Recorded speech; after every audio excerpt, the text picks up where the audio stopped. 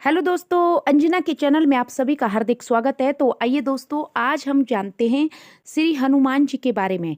दोस्तों, रामायण में किरदार तो बहुत हैं, परंतु जैसे कि माता कौशल्या, सुमित्रा, कैकेयी, राजा दशरथ, जामवंत, अंगद इत्यादि, परंतु मंदिर दो लोगों का ही बना है। दोस्तों, एक श्री राम जी का अकेला मंदिर और दूसरा श्री हनुमान जी का।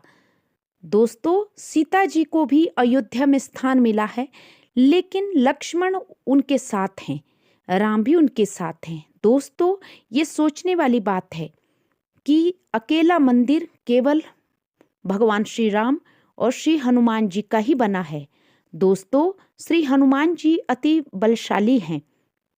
गोस्वामी तुलसीदास जी ने उन्हें अतुलित बलधामम कहा है।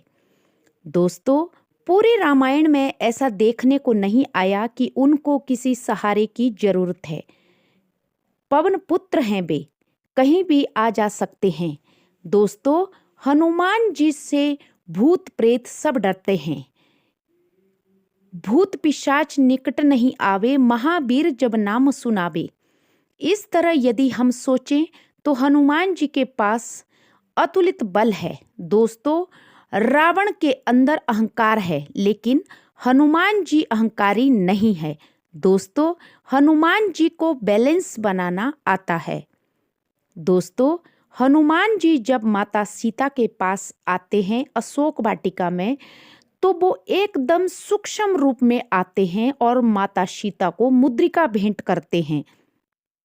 दोस्तों, सीता माता को संदेह होता है। वो कहती है, मोरे हृदय परम स्नेहा, अर्थात कि मुझे संदेह है, आप कैसे कर पाओगे राम की ऐसे।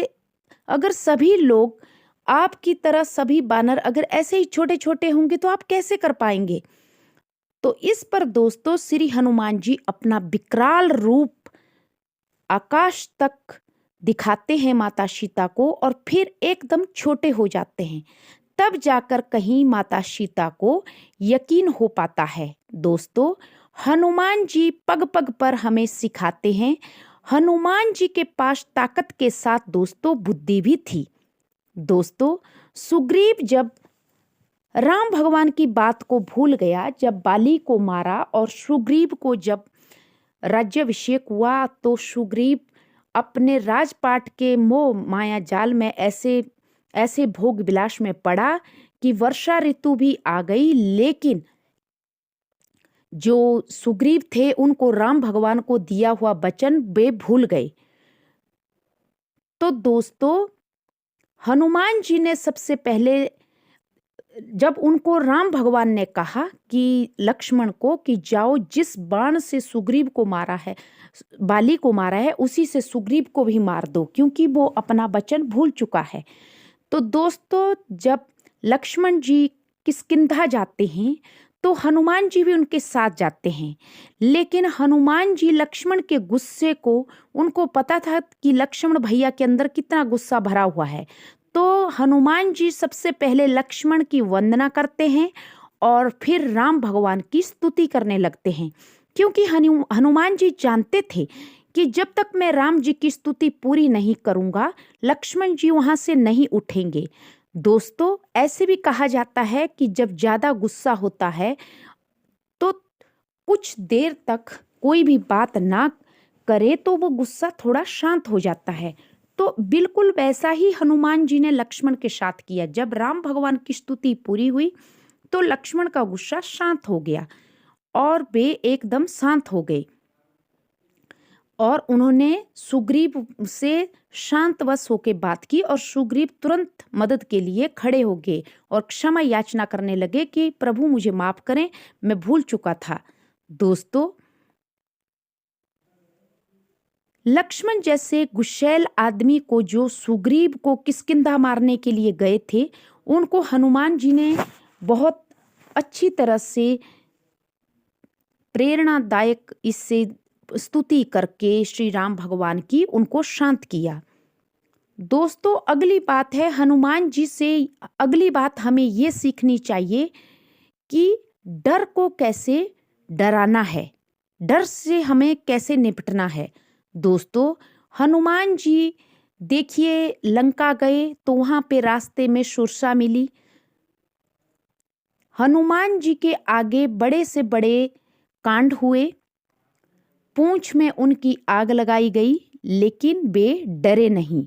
दोस्तों, रावण के बेटे अक्षय को हनुमान ने मारा, लेकिन फिर भी डरे नहीं। जब रावण उनको बंदी बनाकर लाए तो दूसरे के ही राज्य में जाके, लेकिन फिर भी ना डरना, उनकी पूंछ पे आग लगाई गई, लेकिन उन्होंने पूरी लंका नगरी को जला दिया।